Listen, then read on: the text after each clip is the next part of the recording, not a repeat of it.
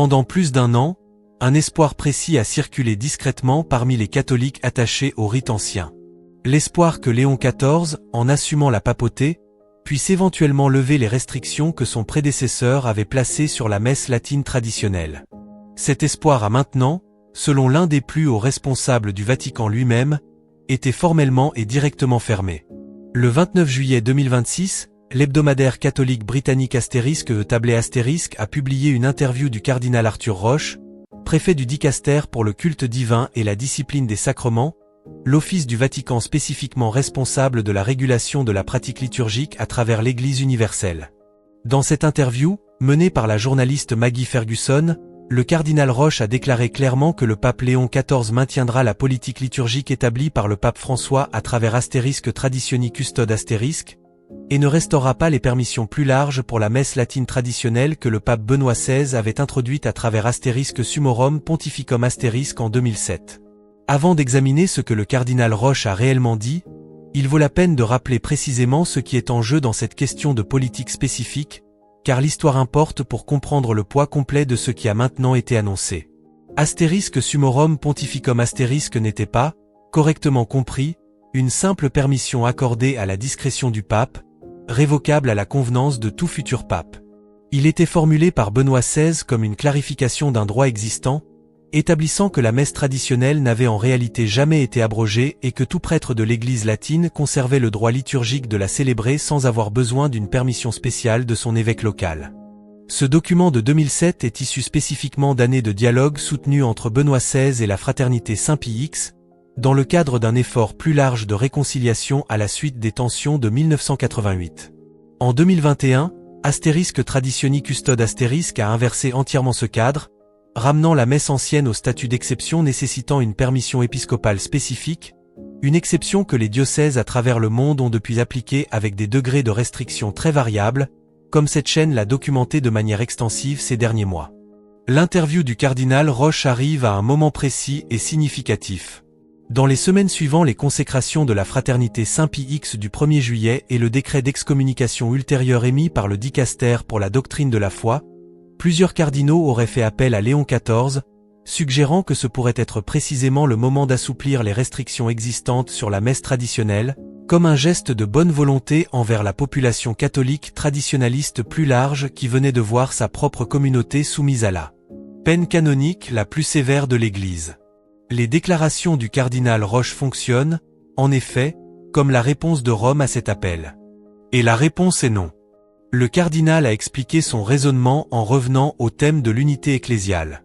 La liturgie, a-t-il dit à Ferguson, est une sphère très importante parce que l'Eucharistie est le sacrement de l'unité. Si elle commence à diviser les fidèles plutôt qu'à les unir, a-t-il argumenté, quelque chose a sérieusement mal tourné. C'est une affirmation qui mérite d'être prise au sérieux en elle-même plutôt que d'être rejetée purement et simplement, car le principe sous-jacent que l'Eucharistie devrait unir plutôt que diviser les fidèles, reflète une conviction théologique catholique véritable et de longue date remontant aux propres écrits de saint Paul sur le sujet dans sa première lettre aux Corinthiens. La question qui mérite véritablement d'être posée, et qui mérite une réponse honnête plutôt qu'une réponse réflexe de l'un ou l'autre côté de ce débat, est de savoir ce qui a spécifiquement produit la division actuelle. La division est-elle causée par l'existence continue d'une forme liturgique célébrée sans controverse significative pendant la plus grande partie de 15 siècles avant 1970, ou la division est-elle plus plausiblement imputable à l'introduction, au cours des 60 dernières années, d'une forme liturgique substantiellement révisée dont la réception a généré une controverse soutenue et continue à travers plusieurs pontificats, précisément à cause de la manière dont elle a été introduite et mise en œuvre? Des catholiques raisonnables, y compris des évêques et des cardinaux ayant une véritable expertise en histoire liturgique, continuent de diverger honnêtement sur la réponse à cette question précise, et cette chaîne ne prétend pas résoudre définitivement ce désaccord ici. Mais la question elle-même mérite d'être posée clairement plutôt que d'être écartée d'emblée par l'un ou l'autre camp. Le cardinal Roche a décrit un schéma précis tiré de ses propres rencontres pastorales avec des catholiques attachés à la messe traditionnelle. Lorsqu'il rencontre de tels groupes, a-t-il dit, il leur demande directement quelle est réellement leur plainte restante, étant donné que le pape François a déjà permis certaines célébrations limitées dans le cadre actuel. Selon le propre récit de Roche, ces groupes ne savent souvent pas comment répondre à cette question, et il a suggéré qu'ils se plaignent ensuite ailleurs d'être persécutés. Une clarification importante s'impose ici, car elle change la manière dont cette anecdote précise doit être comprise. Les groupes que le cardinal Roche décrit rencontrés ne sont pas, selon son propre récit, des membres de la fraternité Saint-Pie X, qui opère entièrement en dehors de la structure de permission actuelle et n'a aucune mission canonique reconnue par Rome. Il semble décrire des communautés qui sont historiquement issues de groupes qui se sont séparés de la fraternité il y a des décennies, des communautés qui ont accepté un arrangement canonique spécifique, similaire dans l'esprit à la structure Ecclesia Dei établie par Jean-Paul II en 1988, en échange d'un accès limité et clairement défini à la messe traditionnelle en pleine communion avec Rome. Cette distinction importe considérablement pour évaluer l'anecdote du cardinal Roche de manière équitable. Les communautés qui ont accepté un statut canonique régularisé dans le cadre d'arrangements remontant à 1988 ont généralement aussi accepté, dans le cadre de ce même arrangement, un certain degré de retenue concernant la critique publique des réformes liturgiques post-conciliaires et des développements doctrinaux plus larges associés à la réception du Concile Vatican II. C'est une caractéristique historique documentée de la manière dont ces accords de réconciliation spécifiques ont été structurés. Si le cardinal Roche rencontre des représentants de ces communautés particulières et trouve qu'ils peinent à articuler une plainte supplémentaire lorsqu'on leur demande directement une explication plausible, offerte ici comme une interprétation parmi d'autres qui méritent d'être considérées, et que les communautés même qu'il décrit opèrent sous un arrangement institutionnel qui décourage le genre de critique publique directe que la fraternité Saint-Pie X a continué d'offrir ouvertement et sans cette même contrainte institutionnelle. Cela ne signifierait pas nécessairement que ces communautés n'ont aucune autre préoccupation. Cela pourrait plutôt signifier qu'elles occupent une position canonique qui limite la liberté avec laquelle ces préoccupations peuvent être exprimées sans risquer l'arrangement qui assure actuellement leur accès à la liturgie qu'elles aiment. Ceci est offert comme une lecture possible de la situation que décrit le cardinal Roche, non comme un fait établi, et l'équité exige de reconnaître que le propre récit du cardinal Roche, pris à sa valeur faciale, présente un tableau véritablement différent, dans lequel il se comprend comme offrant un accommodement raisonnable auquel ces communautés elles-mêmes ne peuvent pas articuler d'objections supplémentaires. Le cardinal Roche a également abordé, dans la même interview, une question précise et pointue de Ferguson concernant les catholiques formés entièrement par la messe traditionnelle tout au long de leur vie.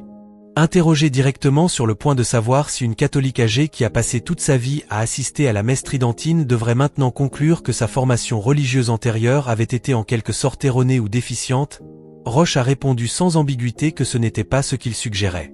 Cette réponse mérite d'être prise à sa valeur faciale et rapportée avec exactitude, car elle représente une qualification véritable et importante de sa position plus large.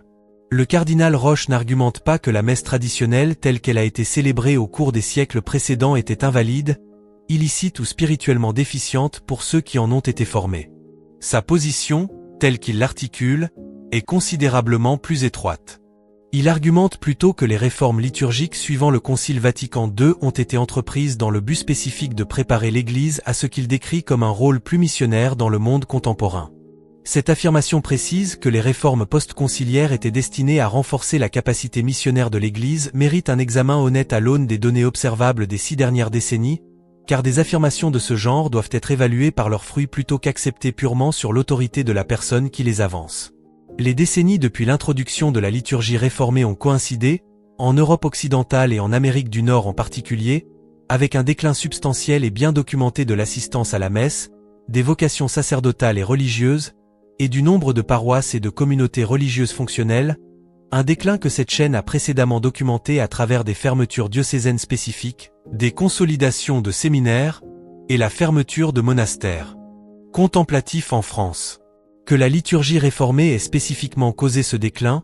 y est contribué aux côtés d'autres facteurs culturels significatifs incluant la sécularisation et l'effondrement plus large de la pratique religieuse à travers les sociétés occidentales en général, ou qu'elle soit simplement coïncidente avec un déclin qui se serait produit indépendamment de la réforme liturgique, demeure une question véritablement contestée parmi les historiens et théologiens sérieux, et cette chaîne ne prétend pas résoudre définitivement ce différend. Mais la tendance empirique elle-même, considérée honnêtement et sans le spin préféré de l'un ou l'autre camp,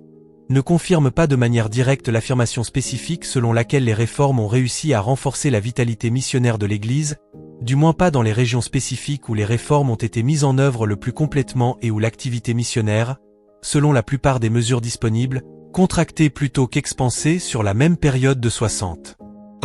Le cardinal Roche est allé plus loin encore dans son interview, décrivant ce qu'il a caractérisé comme un accès élargi à l'écriture au sein de la liturgie réformée. Les fidèles, a-t-il argumenté, sont maintenant nourris différemment à travers la liturgie, spécifiquement à travers ce qu'il a décrit comme un usage plus large de l'écriture sainte au sein de la messe que ce qui leur avait précédemment été disponible. C'est une affirmation qui mérite un examen soigneux et précis, car elle avance une affirmation historique spécifique sur ce qui était et n'était pas disponible pour les catholiques avant les réformes liturgiques, une affirmation qui touche directement à la manière dont cette conversation entière est menée de manière équitable et exacte de part et d'autre. L'affirmation mérite un examen attentif parce qu'elle avance une affirmation historique spécifique, et les affirmations historiques spécifiques peuvent être vérifiées à l'aune du registre historique réel plutôt que simplement acceptées ou rejetées en fonction de qui les avance. Le missel romain traditionnel, dans sa structure antérieure aux réformes post-conciliaires, incluait effectivement un véritable cycle de lecture scripturaire à travers l'année liturgique, puisant largement dans l'Ancien et le Nouveau Testament dans les propres assignés à chaque dimanche et fête, un système de lectionnaire qui s'était développé et affiné à travers de nombreux siècles de vie liturgique de l'Église. Il est exact de noter que la liturgie réformée a introduit un cycle de lectionnaire multiannuel considérablement élargi, couvrant un volume total plus grand de textes scripturaires sur une rotation de 3 ans pour les dimanches plutôt que le cycle d'1 an de la messe traditionnelle. Cette affirmation précise et étroite, qu'un volume total plus grand de textes scripturaires est lu à haute voix sur un cycle plus long dans la liturgie réformée, est défendable en tant que simple arithmétique concernant la structure du lectionnaire. Mais la déclaration du cardinal Roche, telle qu'elle a été rapportée, va considérablement plus loin que cette affirmation étroite et défendable. Il est cité comme suggérant que l'enseignement abondant de l'écriture maintenant offert à travers la messe et les sacrements était quelque chose auquel les catholiques n'avaient auparavant aucun accès. Cette formulation plus large mérite d'être pesée soigneusement et honnêtement à l'aune de ce que la liturgie traditionnelle contenait réellement et à l'aune de la vie sacramentelle et dévotionnelle plus large qui a toujours entouré le culte catholique, y compris la lecture privée de l'écriture, l'office divin, et le contenu scripturaire étendu enchâssé tout au long des propres prières, antiennes et lectures de la messe traditionnelle. Formulée aussi largement que la déclaration du cardinal Roche a été rapportée, l'affirmation selon laquelle l'écriture était essentiellement indisponible pour les catholiques avant les réformes entre en tension avec l'histoire liturgique documentée du rite romain à travers les siècles précédant 1970, et elle mérite d'être reçue avec le même examen critique que toute affirmation historique spécifique justifie, indépendamment de l'autorité de la personne qui l'avance. Le cardinal Roche a également offert une comparaison entre ce qu'il a décrit comme les emphases théologiques des formes plus anciennes et plus récentes du rite romain. Il a expliqué que la liturgie tridentine place une plus grande emphase sur le prêtre spécifiquement, parce que le prêtre agit in persona Christi dans la personne du Christ, au nom de l'Assemblée. C'est, en elle-même, une description exacte de la théologie sacramentelle catholique traditionnelle concernant le sacerdoce ministériel, et elle reflète une doctrine établie plutôt qu'une question de style ou de préférence liturgique. Le prêtre à l'autel agit spécifiquement dans la personne du Christ la tête, offrant le sacrifice du calvaire rendu sacramentellement présent une fois de plus, une réalité théologique que l'orientation ad orientem de la liturgie traditionnelle, son usage du latin, et sa structure globale ont été spécifiquement conçus à travers de nombreux siècles pour exprimer et sauvegarder. Le cardinal Roche a ensuite contrasté cela avec ce qu'il a décrit comme une plus grande emphase de la liturgie réformée sur la participation des fidèles baptisés aux côtés du prêtre président. Il est cité notant que, parce que les baptisés constituent un peuple sacerdotal, ils célèbrent aussi, dans un sens réel, ensemble avec le prêtre. C'est également une affirmation théologique défendable, reflétant l'enseignement propre du Concile Vatican II sur le sacerdoce commun de tous les baptisés comme distincts, bien que liés, du sacerdoce ministériel du clergé ordonné. Mais il vaut la peine d'observer, en tant que question d'équilibre historique et théologique plutôt que de polémique, que cette emphase spécifique sur la participation de l'Assemblée représente un déplacement d'accent liturgique plutôt que l'introduction d'une doctrine auparavant inconnue. L'Église a toujours enseigné que les fidèles baptisés participent véritablement au sacrifice de la messe, unissant leurs propres offrandes spirituelles à celles du prêtre à l'autel. Ce qui a changé avec la liturgie réformée a été moins la doctrine sous-jacente elle-même que l'emphase visible de la forme liturgique, son architecture, son langage et sa structure rituelle, qui se sont tous déplacés de manière mesurable vers la mise en avant de la dimension horizontale de la participation communale d'une manière qui était auparavant restée plus clairement secondaire par rapport à la dimension verticale et sacrificielle centrée sur l'autel et le prêtre agissant astérisque in persona.